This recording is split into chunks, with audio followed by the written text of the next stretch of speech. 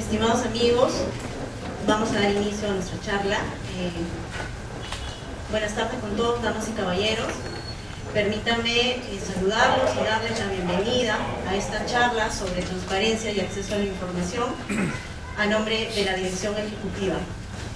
Conscientes de la importancia de este tema en nuestro quehacer y en el quehacer de todas las entidades, y conocedores de que los principios de transparencia y publicidad son soporte de una gestión pública moderna y al servicio del ciudadano, es que hoy tenemos este espacio para conversar, reflexionar y analizar este tema y, como sabemos, los cambios que han habido recientemente en el pasado año. En ese sentido, el día de hoy contamos con la grata presencia, valiosa presencia del doctor Fernando Castañeda Portocarrero. Él es adjunto en asuntos constitucionales de la Defensoría del Pueblo, que, como saben, es una institución gestora, promotora de este tema de la transparencia y que ha venido haciendo a lo largo de varios años informes y recomendaciones importantes para que las entidades públicas y nosotros, los servidores públicos, podamos aplicar de manera más adecuada la norma. Baste señalar que el doctor Castañeda es abogado por la Pontificia Universidad Católica, ha hecho sus estudios de maestría en la misma casa de estudios, es profesor de Derecho en esa universidad y sin más preámbulos, quiero dejar con ustedes para dar inicio a este evento que tenemos que aprovechar al doctor Fernando Castañeda, pero antes de eso, por favor, solo una precisión en cuanto a la dinámica. El doctor Castañeda va a hacer su intervención y luego de ello van a ver una serie de preguntas que estimen a bien ustedes formular, y para eso les hemos adjuntado unos papelitos para que hagan sus preguntas, o en todo caso, de acuerdo a la dinámica, como se vaya desarrollando la charla, podrán ustedes intervenir luego de la exposición del doctor Castañeda. Con un caluroso aplauso, recibamos al doctor Castañeda. Buenas tardes con todos y con todas. Un agradecimiento especial para la licenciada Jessica Tucci, ¿no?, por la invitación, y para Patricia Civile, quien ha estado detrás de las coordinaciones y la organización de este encuentro con ustedes. Para nosotros, como Defensoría del Pueblo, es algo muy importante el poder encontrarnos entre funcionarios públicos y no funcionarios públicos, también ciudadanos en general, que pudiésemos conversar sobre algunos aspectos de relevancia en relación a los cambios que han habido en relación al acceso a la información pública en el Perú. Básicamente lo que he hecho es traerles cambios muy puntuales. Yo sé que la hora es pesada, después del almuerzo, ahorita estamos todavía batallando ahí, pero digamos, hagamos un esfuerzo para poder entrar en la dinámica y poder tener un momento lo más provechoso posible, teniendo en cuenta que todos ustedes, están obligados al cumplimiento de las normas, porque ahora sí ya expresamente el reglamento de la ley de transparencia ha explicitado que no solamente el funcionario responsable, sino también aquel funcionario poseedor de información tiene un conjunto de obligaciones, y por lo tanto todo funcionario que trabaja en una entidad pública posee información, y por lo tanto es bueno que conozcan en qué consisten este tipo de obligaciones, cuáles han sido los cambios y la relevancia de las mismas. Solo a manera general, un recordatorio, ¿no?, para que quienes no conozcan o conozcan poco de la Defensoría del Pueblo. La Defensoría es un órgano constitucional autónomo. ¿Qué significa esto? Que al Defensor del Pueblo lo elige, tiene autonomía, lo elige el Congreso, pero una vez elegido tiene amplias funciones, y esas funciones las ejerce sin algún tipo de subordinación jerárquica, algún tipo de órgano en el Estado.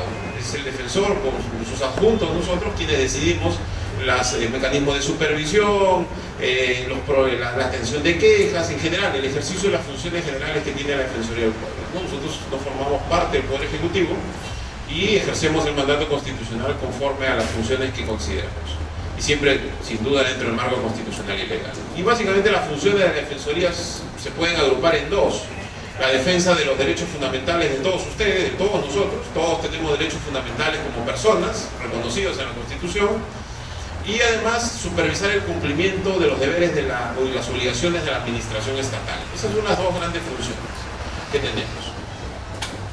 Y la unidad que yo tengo a mi cargo ya hace algunos años está encargada de algunas líneas, en general las líneas constitucionales. Somos el órgano de asesoría de la Defensoría del Pueblo en materia constitucional. Y la verdad que acá en el Perú nunca estamos aburridos en estos temas, como podrán apreciar en los medios de comunicación. Y además, específicamente algunas líneas de trabajo que a lo largo de la historia de la Defensoría del Pueblo han sido muy importantes y siguen siendo muy importantes. Por ejemplo, el acceso a la justicia y la reforma judicial, que ahora no se habla mucho, pero que es un pilar dentro del funcionamiento del Estado democrático. La seguridad ciudadana y la función policial, que constantemente se viene discutiendo actualmente. La libertad de expresión, que también hay reflexiones y casos en donde a veces se pone en duda la vigencia de este derecho. Y específicamente la transparencia y el acceso a la información pública. En realidad estos son desagregados de la función general de protección de la Constitución que tenemos como unidad. Entonces, para que ustedes más o menos entiendan la función general que tiene la institución y cómo esta unidad se encarga de la función específica de transparencia y acceso a la información, y por lo tanto tenemos, ahí ven alguna foto de los distintos tipos de actividades que nosotros realizamos en la materia.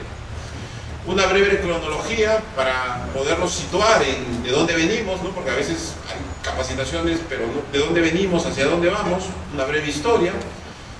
La Constitución en el 2.5 reconoció, a diferencia de otros países no tienen reconocido a nivel constitucional el acceso a la información pública. En nuestro país sí. En el año 93 se reconoció expresamente que todos tenemos derecho a acceder a la información en poder de las entidades públicas. Luego, en el año 2002 se dio la ley de acceso a la información pública en nuestro país.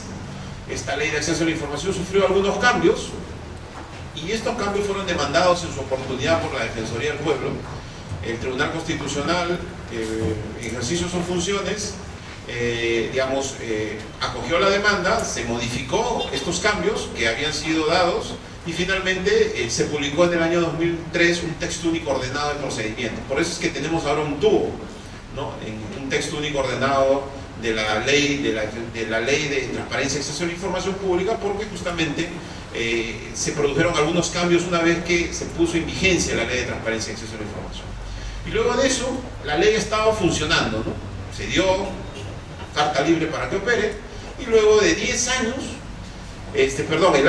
mismo año 2003 se dio el reglamento, es decir, se dio en bloque la ley y el reglamento, pero ya después de 10 años, el año 2013, el año pasado, se formó una comisión con la finalidad, en el marco de la Sociedad de Gobierno Abierto, presidida por la PCM, una comisión con la finalidad de identificar algunos cambios necesarios al reglamento, ¿no? Porque ya obviamente la ley y el reglamento ya tenían 10 años de operación, y ya los agentes, los operadores, los intérpretes de la norma ya habían hecho llegar, mostraban su preocupación sobre algunas situaciones que ya se venían dando, ¿no? Y que van a ser materia de la explicación. Estas situaciones tienen que ver mucho con el ejercicio, por ejemplo, de los funcionarios responsables y los funcionarios poseedores, ¿no? Y se solicitaba que se dé unas nuevas modificaciones. Y eso ha sido más o menos todo lo que ha ocurrido en estos años. Sin duda, el contar con una ley, el contar con un reglamento y el contar con modificaciones al reglamento es muy importante en nuestro país, pero hay que tener en cuenta que para que el acceso a la información pública realmente sea efectivo, se requieren algunos temas adicionales. Por ejemplo, es decir, para que efectivamente el derecho sea plenamente ejercido, conocido, respetado y garantizado. En primer lugar, lo que requerimos como país, y esto lo mencionamos en nuestra condición de miembros de una red internacional, y en donde podemos apreciar cómo otros países nos llevan a la delantera, qué es lo que han hecho en relación a garantizar el acceso a la información pública, por ejemplo en México o en Chile, cómo es que vienen avanzando ellos. Se requiere, por ejemplo, en primer lugar, que las personas conozcan que tienen derecho a acceso a la información pública. Hay una percepción, porque no hay una encuesta sobre el acceso a la información pública. De nuestra labor de supervisión advertimos que no necesariamente los ciudadanos saben que el acceso a la información pública es un derecho fundamental. Algunos consideran que es una buena práctica, que depende del liderazgo del jefe o de alguna nueva teoría que ha traído un nuevo funcionario. Otros creen que el acceso es un favor que le hace el funcionario, ¿no? Te doy información, una gauchadita, un hermanito, un favorcito te lo doy, ¿no? Porque me cae buena gente, te doy la información. Pero no es así. El acceso a la información pública es un derecho fundamental, y al ser un derecho fundamental significa que existen obligaciones de respeto de los funcionarios públicos y obligaciones de garantía y de promoción del derecho. Entonces eso es clave, que los ciudadanos conozcan. Si no conocen, podemos tener la mejor norma del mundo, pero nadie la activa. En segundo lugar, que una vez que todos nosotros como personas conocemos que tenemos ese derecho, podemos ejercerlo sin mayores dificultades razonables. Y ahí hay un conjunto, acabamos de presentar hace un mes, en diciembre del año pasado, un informe de supervisión, el informe 165, y hemos identificado un conjunto de dificultades que tienen las personas al momento de ejercer su derecho. Dificultades de todo tipo. La idea es que eso no ocurra, porque la idea es que el procedimiento sea expeditivo, rápido, que el funcionario público esté debidamente capacitado, en fin, un conjunto de requisitos. La idea es que las personas obtengan la información que efectivamente sea pública, porque obviamente no se va a pretender que todo se dé, porque obviamente ni todo es público, ni tampoco todo es secreto. Eso habría que tener bien claro, ¿no? Porque a veces cuando uno va a la charla de transparencia y acceso, creen que todo debe ser público. No es así. La Constitución no ha diseñado un régimen de esa naturaleza y no podría ser así. Ni todo es público, ni tampoco todo debe ser secreto. ¿Por qué? Porque existen un conjunto de criterios que lo vamos a ir desarrollando. Entonces, un segundo elemento es que el ciudadano ejerza su derecho de manera, digamos, fácil, relativamente fácil, para obtener información. Luego, del otro lado, necesitamos un funcionario, una institucionalidad, un sujeto obligado que pueda efectivamente cumplir sus obligaciones de atención de los pedidos de acceso a la información. Y ese es el tercer gran elemento, la institucionalidad, el funcionario responsable y el funcionario poseedor que efectivamente cumplen con sus obligaciones. Y en cuarto lugar, los mecanismos de garantía. En nuestro país, a diferencia de otros países, no existe un órgano autónomo garante del acceso a la información pública en sede administrativa. No existe. Otros países lo tienen y funciona muy bien. Nosotros como profesores hemos presentado un anteproyecto para que se cree ese órgano nacional, especializado, autónomo, que vele, que garantice por este derecho. Bueno, eso está en discusión actualmente y estamos apoyando. Lo único que existe es el habeas data. Si el funcionario responsable decide negar información, la persona tiene otra opción que irse al proceso judicial, un proceso largo de habeas data, con la finalidad de obtener la información. Esos son los 4 ejes que nosotros consideramos claves para poder fortalecer. Y este tema, el reglamento, obviamente tiene que ver con estos 4 ejes de manera transversal. Es decir, los toca los 4 ejes de manera transversal. Es importante que existan normas, sí, pero lo más importante incluso es que se pueda trabajar en el conocimiento, en el ejercicio, en los funcionarios responsables de atender los pedidos y en los órganos de garantía. Porque si no existe esto, por más que tengamos una norma del primer mundo, muy técnica, muy pensada, va a ser un poco complicado que los ciudadanos accedan a la información y que ustedes como funcionarios cumplan adecuadamente y tengan las condiciones necesarias para cumplir con sus obligaciones. Eso más o menos es la visión que tenemos como Defensoría del Pueblo. Yo quería también plantearles acá y plantear algunos elementos adicionales para que ustedes tengan en cuenta, porque a veces, y ese es un mito que existe acá en nuestro país, cuando se habla de acceso a la información pública o de transparencia, a veces algunos funcionarios relacionan esto con lucha anticorrupción. Nos quieren fregar la paciencia, no, están sospechando que somos corruptos, o van a venir a hablar que debemos implementar, están sospechando de las funciones que realizamos. Hay un sector que piensa así, inmediatamente relaciona transparencia, acceso con lucha anticorrupción y fiscalización. Eso es una de las funciones de la transparencia y el acceso, y está bien que así sea, para eso existe la transparencia y el acceso a la información. Pero no es la única. La transparencia y el acceso a la información también sirve para otras cosas. Y esas otras cosas son, por ejemplo, el ejercicio de derechos. El derecho de acceso a la información es un derecho instrumental, es una herramienta para algo. ¿Para qué sirve?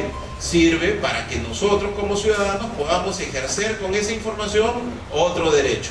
Por ejemplo, nosotros como vecinos requerimos información de calidad para poder intervenir adecuadamente y pedirle cuentas o explicaciones a nuestras autoridades locales. Se forma una audiencia de presupuesto participativo. ¿Qué hacemos si no tenemos información? No podemos participar, pues nos quedamos mudos, callados. Así será, dirán, ¿no? Que el alcalde dice eso, así será. Pero con información nosotros podemos ejercer el derecho de participación política, el derecho de control de nuestras autoridades y poder participar efectivamente en este tipo de audiencias para que mejore la calidad de los servicios en nuestros vecindarios. O estudiantes que necesitan saber o información sobre los beneficios de un determinado programa público. Sin esa información no pueden discriminar cuál es el mejor programa que le conviene conforme a su perfil, cuál tiene mejores beneficios, peores beneficios, en fin. El acceso a la información efectivamente sirve para fiscalizar, pero a nosotros como Defensoría nos sirve destacar que ustedes como ciudadanos vean, internalicen, sean conscientes que el acceso a la información también les puede servir para ejercer sus derechos constitucionales que están previstos expresamente en la Constitución. Y este es el aspecto un poco quizás más descuidado, dada la evolución que tenemos en el Perú sobre el acceso a la información, porque, y eso está reflejado en el informe defensorial que hemos realizado, por lo general las personas utilizan el acceso a la información con la finalidad de ejercer fiscalización. Y está muy bien que se haga, pero se utiliza con menor potencia por parte de los ciudadanos que van y presentan su queja a la Defensoría del Pueblo, se utiliza en menor intensidad para ejercer derechos, ¿no? Entonces eso es importante destacar. En segundo lugar, el acceso a la información también en muchos países se ve como un aliado para la propia autoridad, para nosotros como funcionarios públicos, porque con una información oportuna y de calidad podemos nosotros mejorar nuestra legitimidad, nuestra confianza con nuestros propios trabajadores y con nuestras propias autoridades y jefes al interior de nuestra propia institución. Si yo como autoridad difundo mis planes, mis programas, el cumplimiento de mis metas, mis actividades, los niveles de ejecución del gasto, en fin, un conjunto de factores que van a poder permitirle a los diversos actores al interior de la institución determinar: ese es un buen funcionario, es un funcionario competente, es un buen jefe, está cumpliendo sus metas. Ese es un mecanismo y una herramienta muy importante que sirve obviamente para poder mejorar confianza y credibilidad de las autoridades. Esto es aprovechado en otros países y acá en menor medida, pero también es una función del acceso a la información.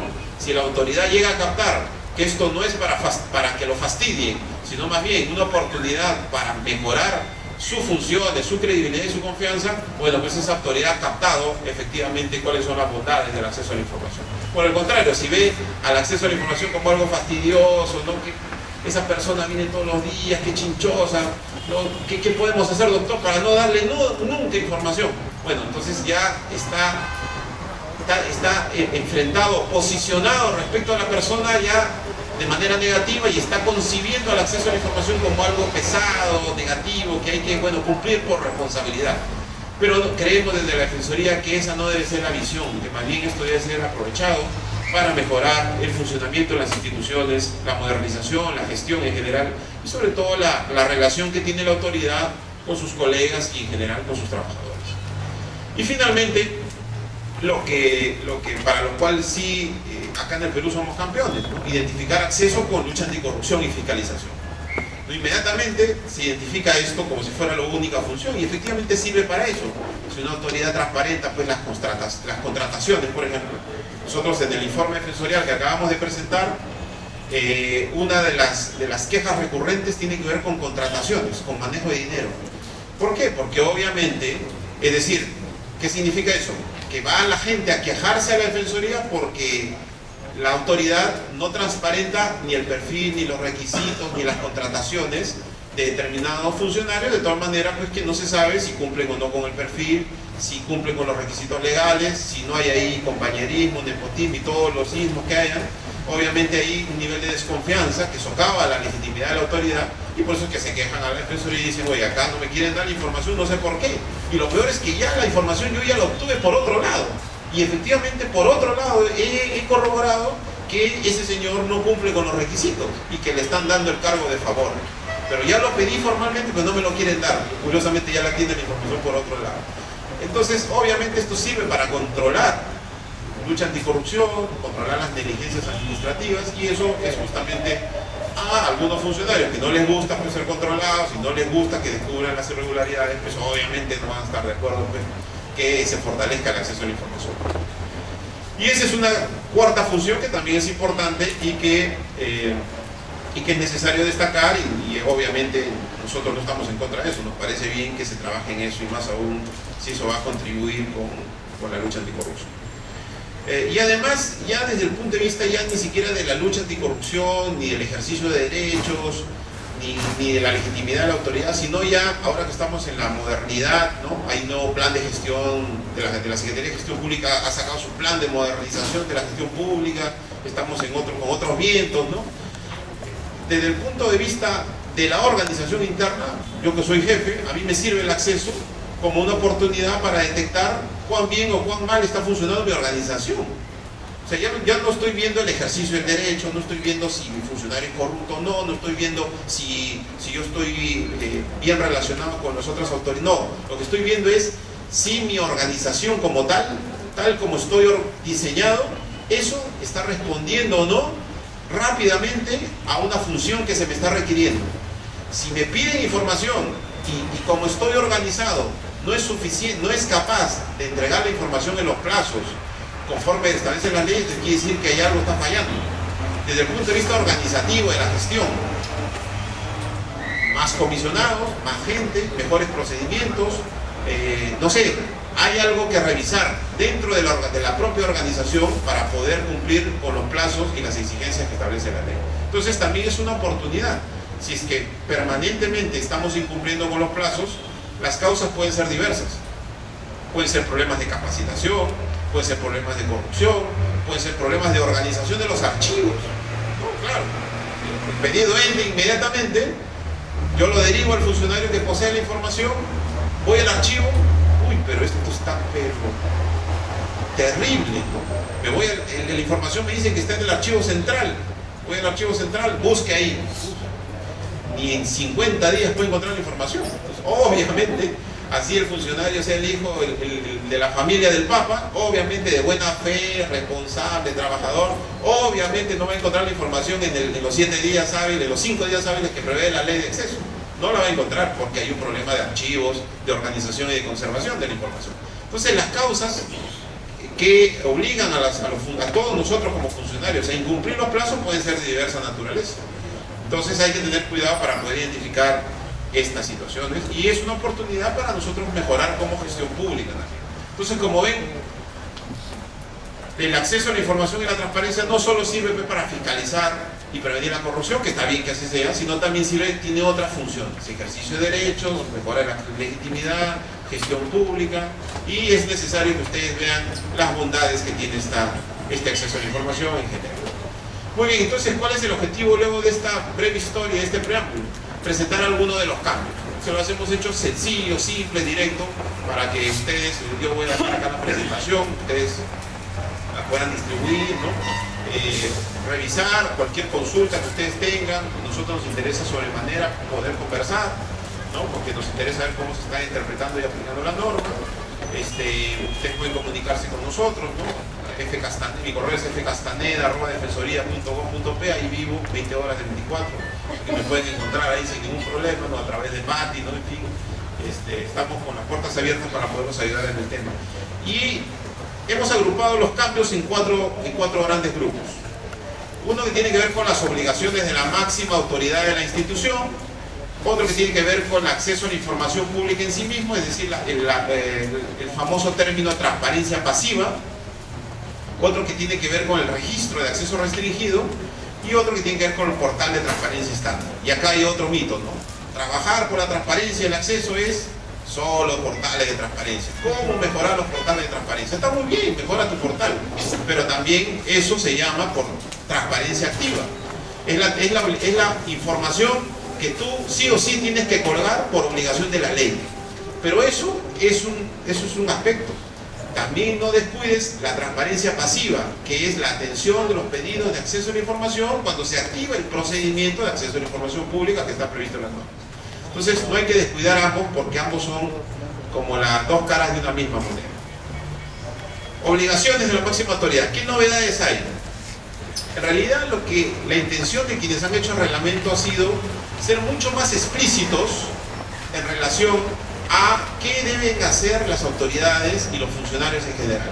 Y por ejemplo, un primer cambio es que la máxima autoridad de la institución, la máxima autoridad se entiende tanto sea el secretario general como el titular, es decir, el titular de la institución, en este caso el ministro de Trabajo, o el jefe del programa, el jefe general, la máxima entidad, que debe de adoptar todas las medidas en su ámbito funcional para garantizar el ejercicio del derecho. Es decir, antes estaba esto fraseado de manera muy general, ahora expresamente se ha establecido que es una función, ¿no? Sí o sí que tiene que realizar, adoptar aquellas medidas que sean necesarias. ¿Para qué? Para que efectivamente la persona pueda ejercer adecuadamente su derecho. Además, debe de designar a los funcionarios responsables tanto de acceso como de la actualización del portal de transparencia, y esto es importantísimo. ¿Por qué? ¿Por qué se ha pensado que la máxima autoridad de la institución designe a estos funcionarios? Porque esto es una plasmación de un reclamo que ha habido por parte de algunos funcionarios responsables, una molestia sin duda, algunos de manera expresa y otros de manera no tan expresa, pero finalmente molestia, de que mire, ¿sabe qué, doctor? Yo me capacito, ¿no? Me actualizo, compro mis libritos, leo, tengo ordenado mi despacho, ¿no? Todo chévere. Le pido la información al funcionario que posee la información, que posee la información, que la tiene en su pupitre, no me la da. Y encima él habla con la máxima autoridad de la institución para que no me la dé. ¿Qué hago? Soy el eterno incomprendido. A mí me capacitan, me alientan, y cuando ya en el plano de los hechos tengo que requerir la información, no me la dan, pues. ¿Por qué? Porque no me hacen caso. Entonces, y no le hacen caso por diversas razones. Pueden ser políticas, administrativas, lo que sea, pero no le hacen caso. Entonces, ¿cuál es el objetivo de este cambio? El objetivo es empoderar al funcionario responsable. Es decir, que cualquier funcionario de la institución diga, no, este ojo que lo ha nombrado la máxima autoridad tiene un mayor nivel, es decir, no mayor nivel necesariamente, pero sí, digamos, puede tener un contacto mayor y una relación mayor con la máxima autoridad de la institución. Entonces, es importante eso. Este es un primer cambio que apunta a eso, a empoderar. Van a haber otros cambios que apuntan a eso, pero este es uno de ellos. Además, la autoridad también tiene que asegurar que todos los funcionarios atiendan de manera oportuna los requerimientos de información. Esto es clave, ¿no? Esto es clave. Eso implica que no tenga una actitud pasiva, ¿no? Que no le revienten los pedidos de acceso a la información, sino que más bien supervise de oficio, ¿no? Que pida informes periódicos sobre cómo van los pedidos de acceso a la información, cuáles están fuera de plazo. Y esto es importante porque de la supervisión que nosotros hemos realizado, fíjense, hemos encontrado lo siguiente: que el plazo para que los funcionarios, para que las entidades contesten los pedidos es de 5 días hábiles. No obstante eso, hemos encontrado un gran conjunto de instituciones públicas que no contestan. O sea, ni siquiera le dicen al funcionario, a la persona, no te voy a dar la información. Simplemente no dicen nada. Y si dicen algo, si en algún momento lo dicen al día 60.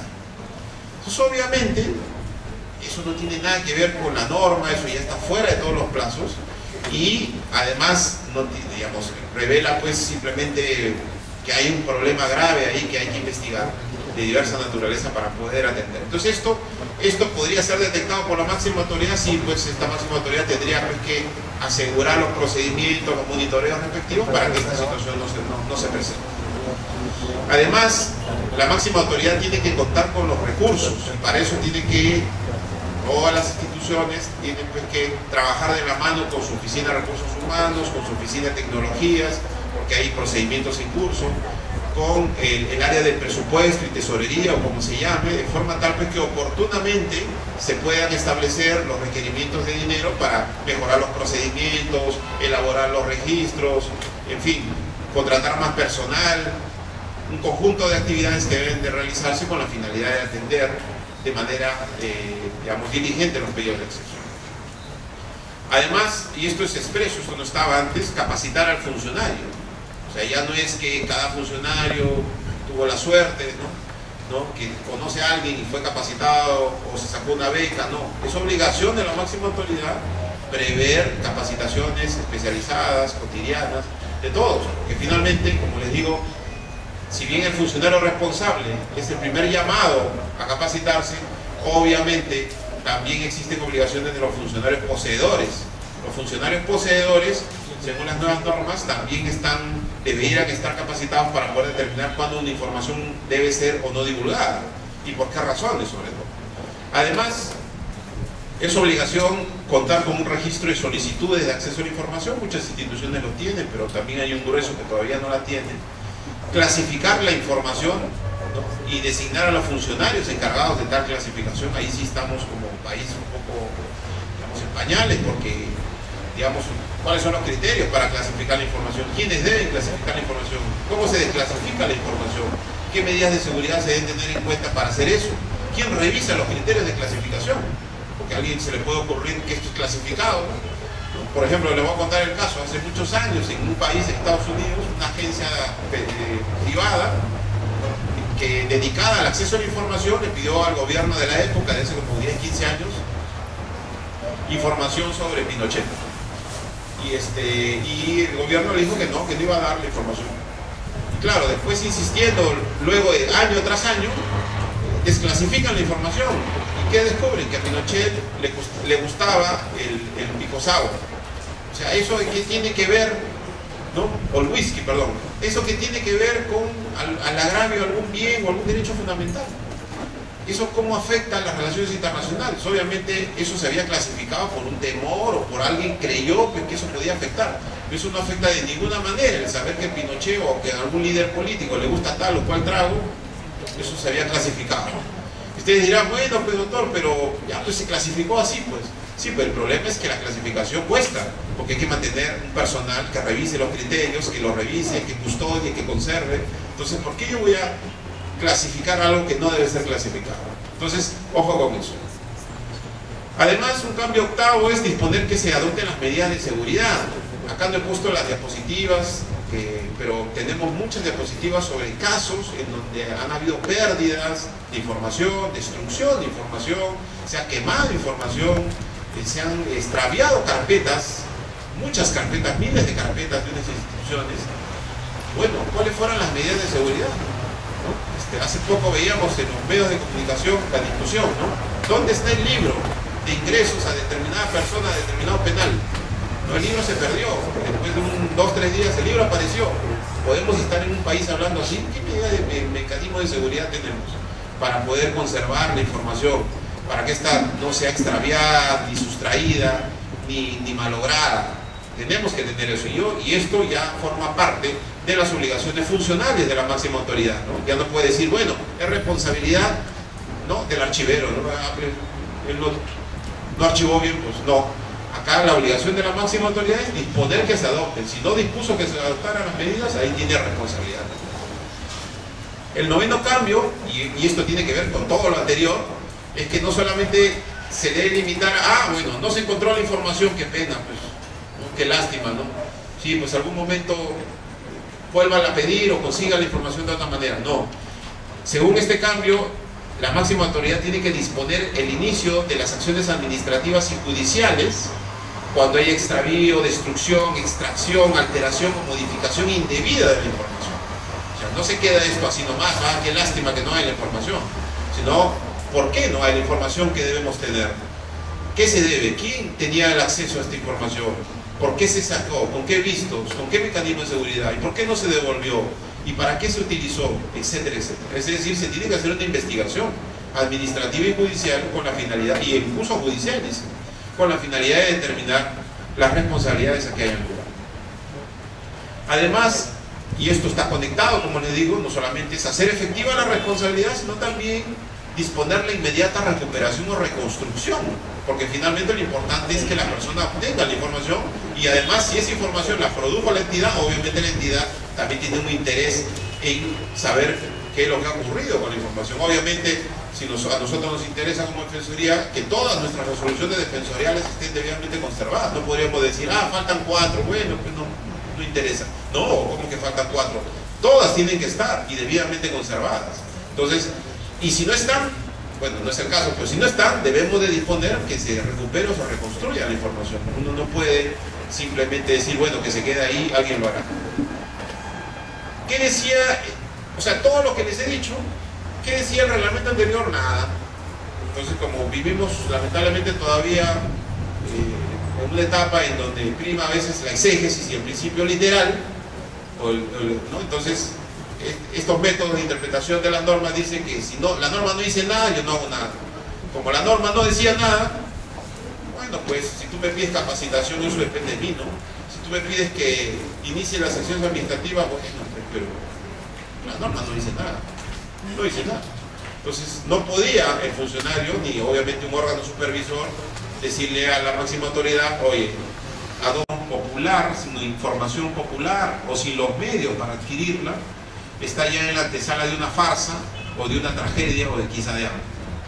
Cosa curiosa, ¿no? Porque hay mucha información en Estados Unidos que está fuera del alcance, ¿no?, de la información. Pero bueno, este expresidente hace muchos años, uno de los precursores, y justamente ya anticipaba esta falta de información, y es importante que nosotros como democracias tengamos y contemos con información para las finalidades que les hemos mencionado.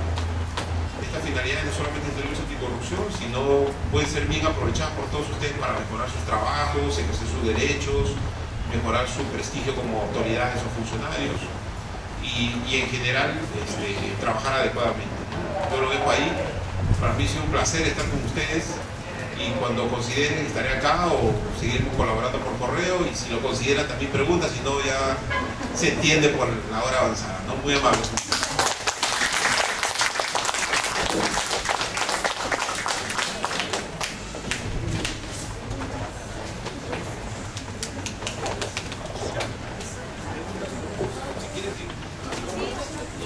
A ver, los que tienen preguntas por escrito, Roberto, si nos ayudas por favor a recogerlas. Y si no, los que prefieran a mano alzada, gracias. Sí, también. Desde luego. Claro. Lo que sea, yo mismo paso ahorita para.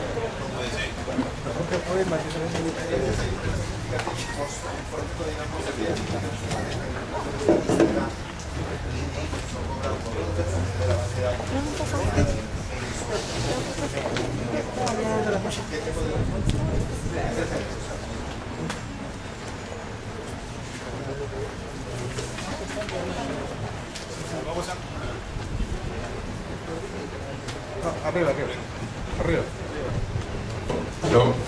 Vamos acumulando preguntas y después les contesto aquí la doctora.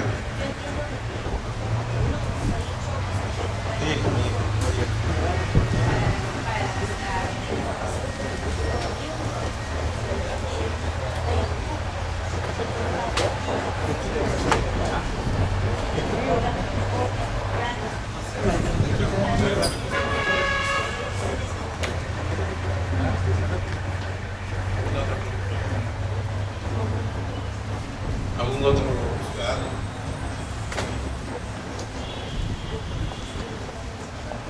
¿Alguna otra inquietud, comentario, crítica?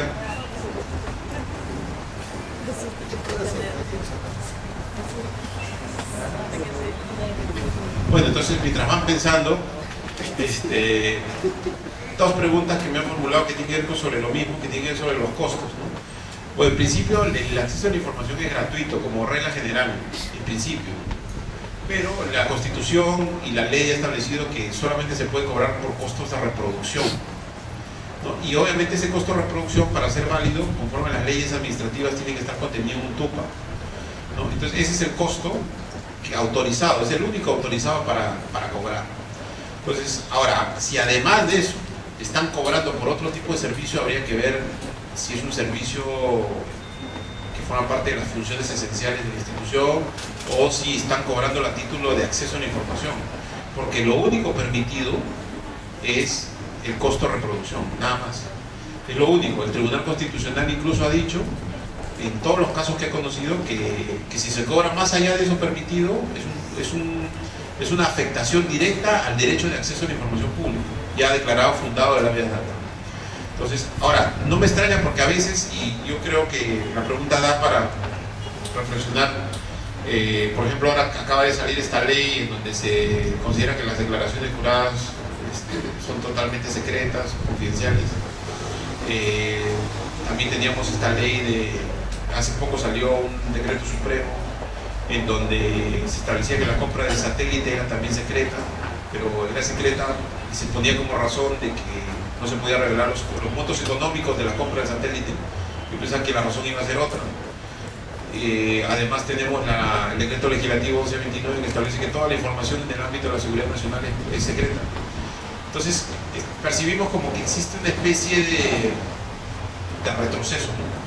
Tenemos una ley general, hemos avanzado durante 10 años, pero como no hay órgano garante y que, digamos, un órgano que garantiza realmente esta situación o la defensa del derecho, entonces ya estamos viendo los primeros indicios de cada sector está tratando de sacar sus normas especiales, ¿no? Normas para la Contraloría, normas para el ámbito del sector defensa. Eso es parte, eso ha pasado en el extranjero también. En el extranjero también ha habido contramarchas, realmente que las han sabido solucionar creando órganos garantes, modificando, haciendo reformas en materia de transparencia y acceso. Esperamos no llegar a eso, ¿no? Que esto sea algo transitorio, porque no es lo ideal. Tenemos un texto único ordenado, y eso es importante que lo sepan también, un texto único ordenado que junto con la Constitución forma parte de un bloque de interpretación. Es como un bloque, un adoquín. El adoquín de la interpretación constitucional es la Constitución con su texto único ordenado. El problema que estamos advirtiendo a veces es que algunas instituciones consideran que el texto único ordenado de la Constitución tienen que ser entendidos a partir de su ley especial. Y eso, ¿por qué lo mencionaba? Porque el ciudadano, el señor, estaba planteando de qué pasa cuando una institución está cobrando algo invocando su ley especial. Habría que analizar el caso concreto, porque no sea que en una ley especial se esté dando una regulación específica contraria al bloque conformado por la Constitución de la ley. Si eso es así, entonces eso es inconstitucional, ¿no? Entonces eso habría que analizarlo en cada caso concreto. Ahí la doctora, querida señorita.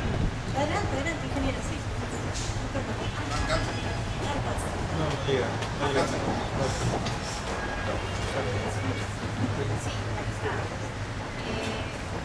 Nosotros en las unidades zonales tenemos un tema de ejecución de proyectos.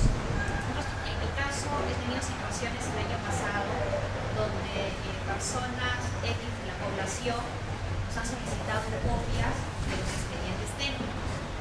Eso sucede que el expediente técnico es bastante voluminoso, contiene planos. Hace un rato usted mencionaba que nosotros debemos evaluar pues, hasta qué punto se puede brindar información. Imagínense entregar constantemente, viene un dirigente, puede venir otro dirigente y otro, que resultaría un poco, pues imagínense el tiempo que tendríamos que invertir para poder sacar copia de estos expedientes, ¿no? La pregunta sería, ¿hasta qué punto, cómo manejar ello? Porque también yo he podido ver la experiencia que hay casos de dirigentes que por molestar quizás a la autoridad que está ejecutando en ese momento el proyecto, solicitan copia de ello. Yo creo que ese, si es un tema constructivo, sería bien cuando la persona también se va dando cuenta de cuáles son las intenciones de la persona. Bueno, por ahí va mi pregunta, ¿hasta qué punto sería factible eso? Gracias. Es una pregunta. ¿Aló? Una pregunta que nos permite tocar varios temas en realidad, ¿no?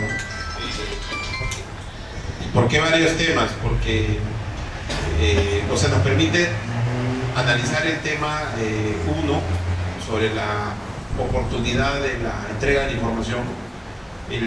Las normas de transparencia y acceso claramente hablan de que cuando existe un proceso de formación de voluntad de una institución, obviamente no se puede interferir con ese proceso de formación de voluntad hasta que haya una decisión firme, una decisión final. Entonces, si ahí hay que distinguir, ¿no? Si están pidiendo información sobre expedientes técnicos en donde hay un proceso de formación de voluntad donde no se ha asumido todavía una decisión, entonces obviamente ahí se podría negar transitoriamente la información, porque obviamente hay un proceso abierto de deliberación. Pero si ya hay una decisión tomada y esos expedientes técnicos han sido mencionados en la decisión, entonces esa información debiera ser liberada. Eso a nivel teórico, o sea, a nivel de interpretación de la ley. Entonces habría que distinguir si se ha tomado o no se ha tomado la decisión, ¿no? Porque no se puede hacer una respuesta única para todos. Hay que distinguir las circunstancias. En segundo lugar, el caso de aquel caserito, ¿no? Aquel recurrente, o como nosotros le llamamos aquella persona habitual, ¿no? Que lícita o ilícitamente pide información. Porque hay personas, por ejemplo, el caso que usted menciona, pareciera que es alguien que tiene mala fe y que trata de fastidiar y que bueno, ese ahorita lo tocamos, pero hay información, por ejemplo, nosotros hemos mapeado del informe defensorial, hay ciudadanos, un ciudadano, por ejemplo, ha planteado 100 habeas data, y gracias a ese ciudadano, el Tribunal Constitucional ha generado un montón de jurisprudencia importante. Entonces, obviamente el ciudadano ha pedido información, no le han dado, y lo único que le ha recurrido es, o lo único que ha podido hacer es ir al proceso judicial. Lo que pasa es que ya le gustó el proceso judicial, entonces ya se ha convertido, es un ciudadano, pero ya conoce el teje y maneja el habeas data y se ha dado cuenta que puede ganar los casos y obtener información, y de esa manera ha contribuido con la jurisprudencia del tribunal en casos importantes. Entonces, ¿por qué le menciono esto? Porque hay ciudadanos que no necesariamente tienen esa finalidad, ¿no? Es decir, hay ciudadanos que efectivamente necesitan información, pero el sistema no les da, pues. Entonces lo único que les queda es insistir con el camino judicial. Y prueba de que no le han dado es que ha tenido que ir al sistema judicial. Eso es uno. Lo otro es aquellos ciudadanos, la pregunta es lícito o es legal que un ciudadano pide y solicite información? Bueno, esta pregunta se la plantean en todos los países. En principio, el derecho, todo derecho debe ser ejercido de manera regular, y el derecho no ampara el abuso del derecho, obviamente. Pero la pregunta es, ¿se le puede restringir de antemano al ciudadano el ejercicio de ese derecho o puede hacerse efectiva algo después? El modelo que nosotros tenemos, el modelo peruano vigente, es que el ciudadano puede pedir la información cuantas veces sea. Si después se ocasiona un daño, obviamente se podrían hacer efectivas algún tipo de responsabilidades, pero es posterior. ¿De acuerdo? ¿Por qué? Porque el modelo que se ha optado desde la jurisprudencia y la doctrina y la ley es que si tú pones un filtro al inicio, simplemente desincentivas el ejercicio del derecho.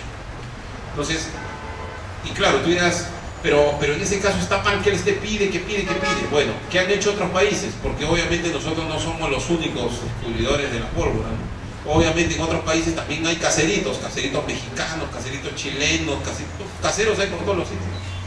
Entonces, ¿qué han hecho los órganos garantes? Los órganos garantes han hecho estrategias diversificadas, y que lo podrían hacer ustedes en realidad, porque como no hay órgano garante, la institución lo puede hacer. Primero, identificar qué es eso que paran pidiendo, ¿no? Pido el legajo. Bueno, pues cuelgo el legajo, pues, en el portal web, y como dice el reglamento que el pedido de acceso está satisfecho con la referencia al link, no, ¿qué quiero?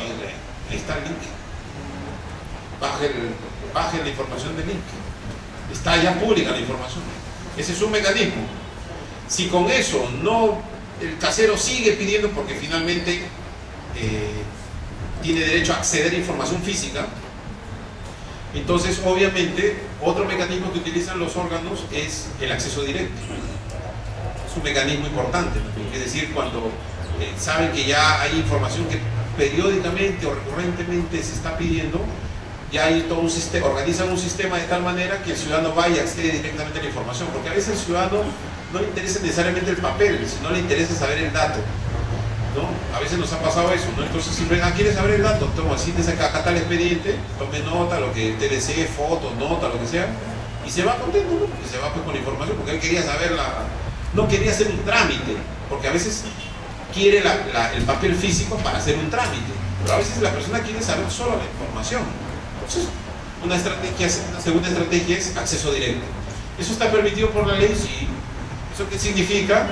Que en horario de atención se le facilita al ciudadano un espacio, ¿no? Con las obvias medidas de seguridad, ¿no? Que no se va a dejar pedir, ¿no? Y que el ciudadano tome nota, que tome conocimiento de la información que le interese. Si eso no fuese el caso, sino más bien el ciudadano quiere, pues evidentemente, los planos que mencionan, ¿no? Que yo quiero los planos porque, para la razón que sea.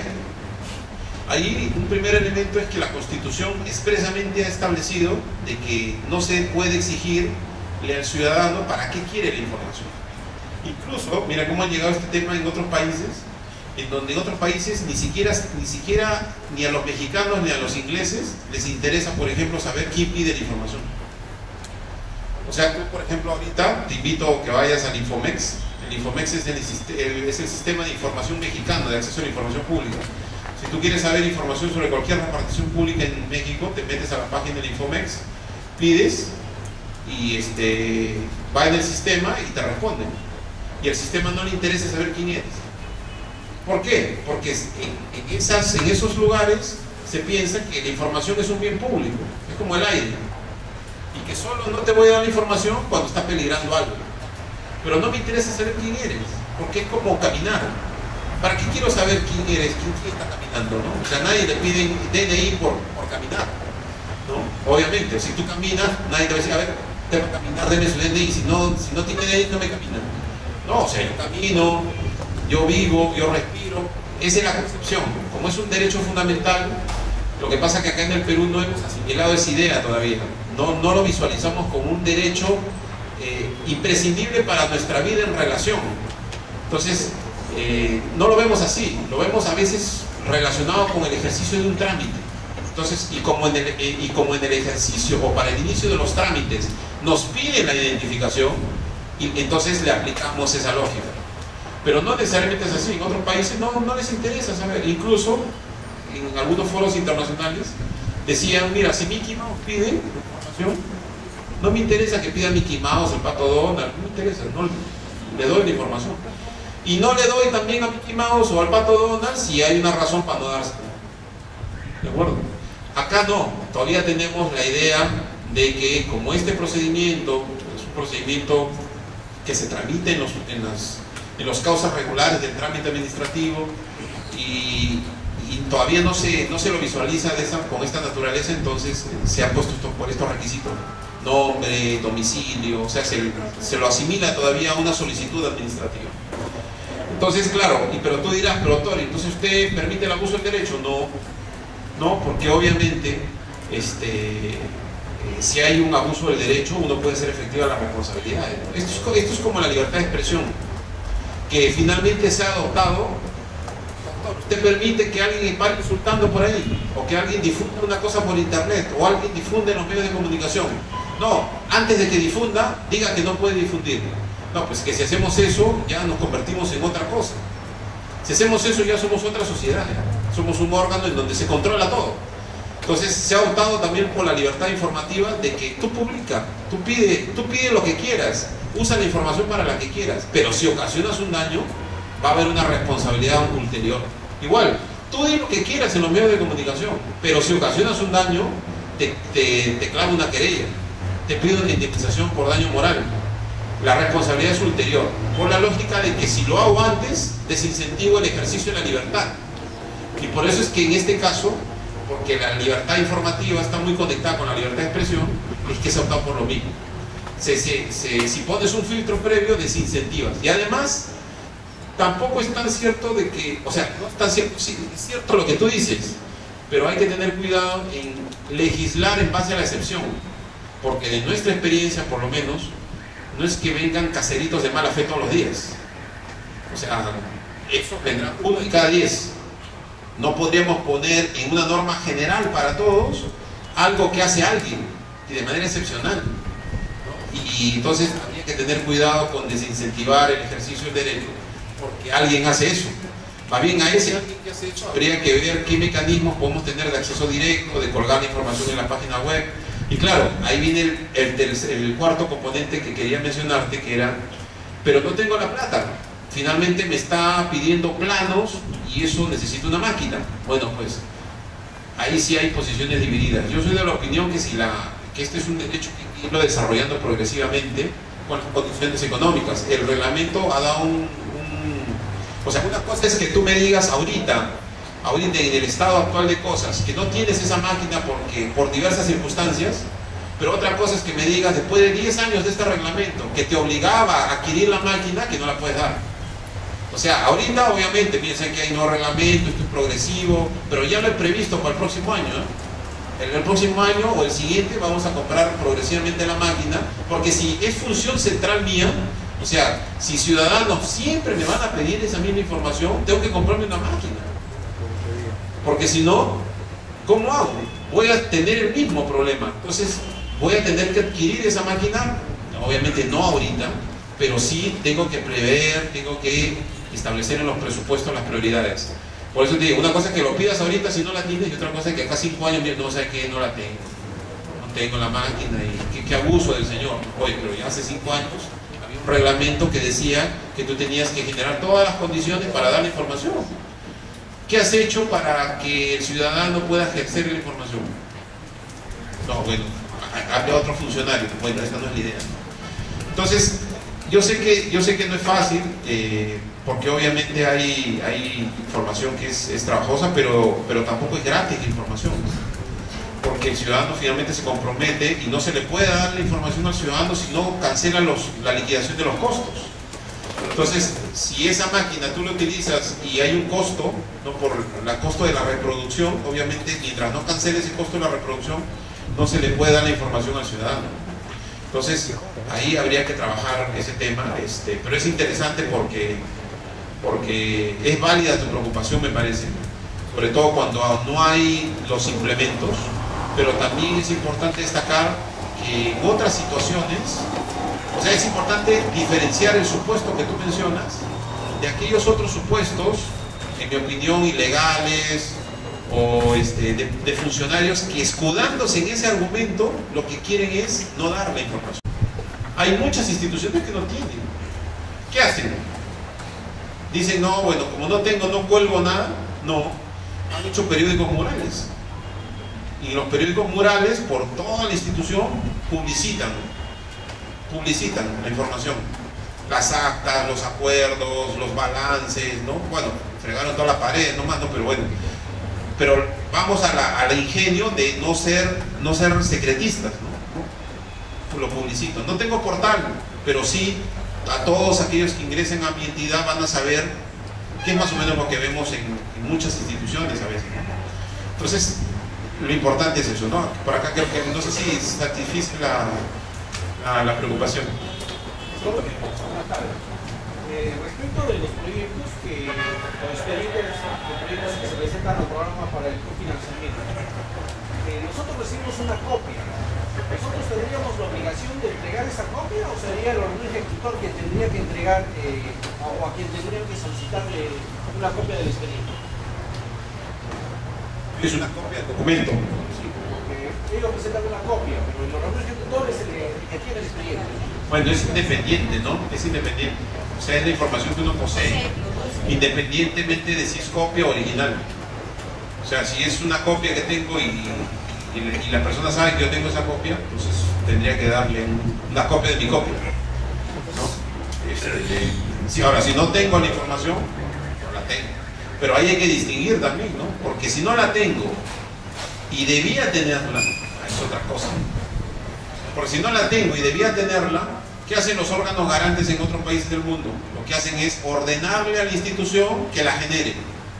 Primero, que investigue por qué no la tiene. Y segundo, que la genere, porque debe tenerla, ¿no? Es como, por ejemplo, nosotros, ¿no? Producimos informes defensoriales y un ciudadano viene, ¿sabe qué? Miren, me he enterado acá en el periódico que ustedes han presentado el informe 165. ¿Me pueden dar una copia? No, no lo tengo. ¿Cómo que no lo tiene? Porque acá lo han presentado, acá está la foto, usted está presentando el informe. No lo tengo. ¿Cómo lo voy a decir? Es parte de mi función, debo tener el informe, ¿no? Tengo que tener el informe. Si no lo tengo, tengo que generar el informe, ¿no? Eso es un problema. Entonces, es importante eso porque también hay todo un problema con la interpretación acerca de qué cosa es lo que uno debe tener, ¿no? Porque la clásica, a veces hay criterios un poco errados en torno a lo siguiente. Todos tenemos que dar información que generamos o producimos. Pero, doctor, me está pidiendo que interprete algo que no tengo. O sea, me está pidiendo una interpretación adicional a lo que he producido. Hay un informe del programa Trabajo que dice esto, pero me está pidiendo información adicional que implica que yo interprete este documento. ¿Eso es acceso o no es acceso? Entonces, ahí viene la discusión, ¿no? O sea, en el fondo, si yo puedo, en mi opinión, si yo puedo, con la información que dispongo y que he generado en el marco de mis competencias, responderle al ciudadano, pues hay que responderle con la información que uno posee y que debió poseer razonablemente. Pero si ya me piden, por ejemplo, ¿no? Doctor, ustedes han hecho un informe de seguridad ciudadana sobre supervisión de comisarías. ¿Me podrían actualizar el informe? Ustedes lo hicieron hace 4 años, pero ¿me podrían dar información actualizada? Oye, eso es otra cosa, ¿ya? Eso es petición, porque es la información que yo poseo y que generé. ¿Qué generé? El informe de comisarías al 2008. Yo no he generado un informe de comisarías al 2014. Tú me estás pidiendo que genere otro documento que no tenía la obligación de generar, porque tú me estás pidiendo algo adicional a la función que ni siquiera he previsto en el marco de mis competencias. Eso es otra cosa, eso es petición. Eso en el fondo me está queriendo decir, doctor, ¿por qué? O sea, habría que interpretar eso como doctor, ¿por qué? Bueno, eso tendría que interpretarlo como, más bien, ¿usted por qué no hace un informe actualizándolo? ¿No? Entonces es una cosa distinta, ¿no? Es la información que nosotros poseemos independientemente del soporte, independientemente si es original o si es copia. Es la que nosotros producimos, generamos, custodiamos, incluso custodiamos, porque a veces recibimos expedientes de terceras instituciones. Están ahí transitoriamente o que me han servido a mí para tomar una decisión. Señor. Así como nosotros hablamos de funcionarios y dar información, pero esta información lógicamente tiene que estar, como dice, con responsabilidad del jefe superior. Entonces, yo creo que la información también tiene que ser primero pasada por ese nivel para que pueda salir como información oficial. Mi pregunta es, la información que están en procesos de los funcionarios no son información oficial, sino la que va a salir o en un portal de transparencia o una información pues sellada, ¿no? Bajo responsabilidad. Claro, lo que te dice es que el máximo titular de la institución autorice. Bueno, ese puede ser un modelo. Yo siempre he dicho que los mejores modelos son los que, si el modelo funciona, funciona. Si hay alguna institución en donde el máximo titular de la institución califica todos los pedidos de acceso y eso le funciona y cumple con la ley, no habría problema. Pero de la experiencia, eso sería impracticable para muchos titulares, ¿no? Lo digo porque si yo fuera un titular, o sea, yo soy titular, por así decirlo, de la juntía, ¿no? Y la sobrecarga de cosas que hago y más los expedientes de acceso es bastante, o sea, hay que tener mucha organización. Pero si yo soy titular de toda mi institución, en donde tengo que absorber todos los pedidos de acceso, eso podría ser un poco impracticable para el titular. Por eso es que ningún titular prácticamente, digamos, responde a pedidos de acceso. Yo no conozco algún titular que responda a pedidos de acceso a la información. Por lo general son las secretarías generales, o sea, cada institución tiene que ver quiénes son sus funcionarios responsables. Y para poder garantizar lo que usted menciona del valor oficial, es que justamente se debe determinar quién es el funcionario responsable de atender los pedidos. Ese funcionario es el que le da el valor oficial. ¿De acuerdo? Entonces, de esa manera se le da flexibilidad, ¿no? Claro, lo ideal, como usted dice, es que, imagínense, ¿no? Eso sería en el mundo, ¿no? Que haya un sistema organizativo tan potente que todo pase por el jefe y el jefe efectivamente califique y autorice, ¿no? Y que sea rápido, ¿no? Eso sería lo ideal, porque el jefe está empoderado con la transparencia en su institución, ¿no? Pero eso no pasa por el tema de división del trabajo, por el volumen de pedidos, porque finalmente si se le pide al jefe, él lo va a tener que derivar a un poseedor, y desde que sube y baja a la entidad pueden pasar varios días, ¿no? Por eso es que los sistemas más han optado porque la responsabilidad de atender los pedidos sea difusa, ¿no? Es decir que, por ejemplo, en la Defensoría tenemos muchos funcionarios responsables de atender los pedidos, ¿no? Cada junto, por ejemplo, yo soy el funcionario responsable de mi unidad, cada junto es responsable de su unidad, cada jefe de programa, ¿no? Cada jefe de oficina defensoría es responsable de su unidad, ¿no? Entonces, ¿por qué? Porque es necesario atender rápido. Mientras que yo lo mando al jefe, y el jefe encima para en conferencia de prensa, o para con la coyuntura, o lo han invitado a Palacio, uy, Dios mío, mi pedido de acceso. Entonces, claro, por eso digo, pero como le digo, en teoría, si existiese un sistema potente que involucre el alto nivel político de decisión, ¿no? Con la organización y búsqueda de la información, eso sería lo ideal. Pero lamentablemente no es así, ¿no? Porque los titulares tienen pues una agenda impresionantemente cargada. No sé si hay alguna otra inquietud. Sí, Pati. cuando comentaste ese tema de la clasificación de la información, me pareció muy saber que básicamente estás referida a la clasificación de la información secreta y reservada. Quería preguntarte si lo mismo se aplica para la información confidencial. ¿Igual la identificamos o solo la identificamos? Claro, ahí en realidad la confidencial, eso se tiene que determinar caso por caso, ¿no? Porque, digamos, en la secreta sí tiene un poco de lógica de que exista una especie de tipología de actos clasificables, ¿no? O sea, decir, por ejemplo, las estrategias de guerra, ¿no? El tipo de armas, en general, como una especie de pauta de clasificación. Pero en confidencialidad, como se vulneran derechos fundamentales, eso se tiene que hacer en el caso, entonces es un poco complicado hacer una tipología. No, nosotros por ejemplo no tenemos eso. Aplicamos, es más, una vez nos preguntó la jefa de OSI anterior, ¿no? Que le mostremos el registro de clasificación de información. Bueno, no tenemos, ni podríamos tenerlo, porque esto se hace caso por caso, ¿no? Y es más, incluso si un ciudadano autoriza la divulgación, porque es información confidencial, según la ley de protección de datos, prima el consentimiento, ¿no? Si el ciudadano autoriza, no hay problema. Bueno, muchas gracias. Si no hay más preguntas, les agradezco.